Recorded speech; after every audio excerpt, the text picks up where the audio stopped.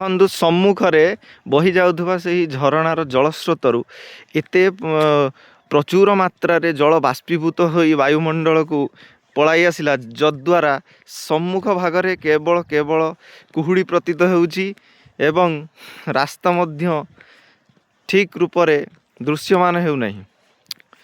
ଦେଖନ୍ତୁ ପ୍ରଚୁର ମାତ୍ରାରେ, ମୁଁ ଆପଣଙ୍କୁ ସେଇ ଝରଣା ସମ୍ମୁଖକୁ ବି ନେଇକି ଯିବି, ସେଠି ଆପଣ ଦେଖିବେ ପ୍ରଚୁର ମାତ୍ରାରେ ବାଷ୍ପୀଭୂତ ହେଉଛି। ଏହା ଗୋଟେ ୟୁନିକ୍ ଏକ୍ସପିରିଏନ୍ସ ସକାଳୁ ଦେଖିବାଟା।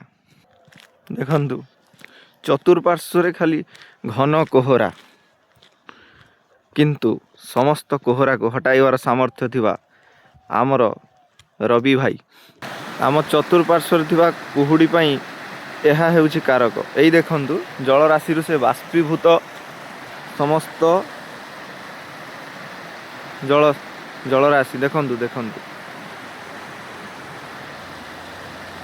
ଏହା ମଧ୍ୟରୁ ହିଁ ବାଷ୍ପୀଭୂତ ହୋଇ ଚତୁଃପାର୍ଶ୍ୱରେ ଆମର କୋହରାର ଇଏ ହେଉଛି ଉତ୍ପକ।